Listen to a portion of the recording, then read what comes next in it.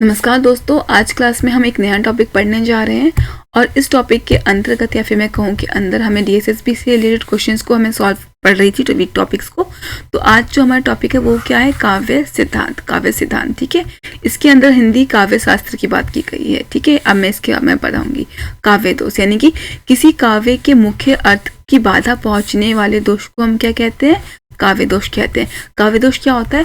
जब हम कोई भी काव्य पढ़ते हैं और जब उस अर्थ को नहीं समझ पाते तो उसको हम क्या कहते हैं? काव्य दोष कहते हैं। ठीक है, अभी किस आधार पे हो सकता है? शब्द के आधार पे हो सकता है, ये हमारा शब्द के आधार पे हो सकता है, अर्थ के आधार पे, रस के आधार पे हो सकता है। इसके बाद है अलग अलग विद्वानों ने क्या किया है? अलग अलग मत प्रस्तुत किए हैं अपने। जैसे कि मम्मट ने क्या कहा? मम्मट ने कहा है कि काव्य वह शब्दार्थ है जो दोषहीन अलंकार रहित होता है। यानी कि काव्य क्या होता है? जिसमें वो शब्दार्थ है जो दोषहीन अलंकार रहित होता है। फिर आचार्य विश्वनाथ ने कहा है कि रस के उपसर्ग दोष काव्य दोष में है। उसके बाद कहा गया है कि काव्य दोष के 3 भेद बोले हैं, शब्द, अर्थ और रस। यानी कि क्या बोला गया है यहाँ पे? शब्द, अर्थ और रस। विभिन्न प्रकार के काव्य दोष होते हैं, जैसे कि है श्रुति भेदक, श्रुति कम काव्य दोष, यानी कि जब हम सुनने के लिए जो शब्द हमें सुनने के लिए अप्रिय लगे और कठोर प्रतीत होते हैं, यानी कि जो सुनने में हमें मुश्किल लगे। फिर च्युत संस्कृत दोष, यानी कि इसमें शब्द का प्रयोग व्याकरण के प्रतिरूप होता है, यानी कि व्याकरण के हिसाब से नहीं होता, उसको हम कहते हैं। अश्लील दोष, यानी कि काव्य में अश्लीलता का शब्द का प्रयोग, अश्लील शब्दों का प्रयोग किया जाता है। फिर है गाम्रत्य दोष, यानी कि बोलचाल के गाम्य शब्द का इसमें प्रयोग किया जाता है। इसके बाद है इसमें अप्रतीत दोष, यानी कि लोक व्यवहार में ना प्रयोग होने वाले शास्त्रीय शब्दों का प्रयोग होता है।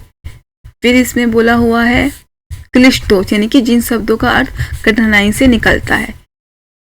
इसके बाद है न्यून पदत्व दोष, यानी कि जहां अर्थ को स्पष्ट करने के लिए कुछ शब्दों का खुद से जोड़ना पड़ता है। यानी कि हमें न्यून पद दोष में क्या होता है कि हमें खुद से उन शब्दों को जोड़ना पड़ता है अर्थ को समझने के लिए। अधिक पदत्व दोष में जहाँ पे ज्यादा शब्दों का प्रयोग होता है।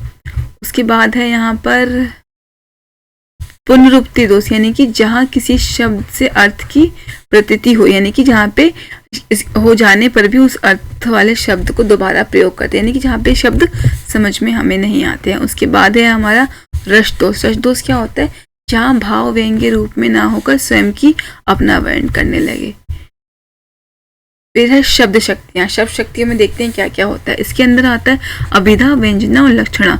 ये 3 इंपॉर्टेंट पॉइंट है जो हमें एग्जाम में पूछा जाता है क्वेश्चन से रिलेटेड। इसके अंदर क्या क्या है? अभिधा, इन शब्दों से मुख्य अर्थ का पता तुरंत चल जाए और कोई बाधा नहीं होती, यानी कि ऐसे शब्दों से जहाँ पे अभिधा में क्या होता है, हमें ऐसी शक्ति, मतलब कि हमें उसके शब्द को सुनते ही उसका अर्थ समझ में आ जाता है। जैसे कि अब इसमें है अभिधा। अब लक्षण क्या होता है? लक्षण में होता है जिन शब्दों में मुख्य अर्थ बाधित होता है तथा शब्द से साधारण अर्थ से वास्तविकता अर्थ, यानी कि जो लक्षण में होता है कि हमें जो वाक्य दिया होगा फिर जो भी दिया होगा, हमें पढ़ के एकदम उसका अर्थ समझ में नहीं आएगा, एकदम से उसका अर्थ प्रकट नहीं होगा, वो होता है लक्षणा। इसके बाद है व्यंजना। व्यंजना के अंदर आता है शब्दी, अर्थी लक्षणा और व्यंग्य।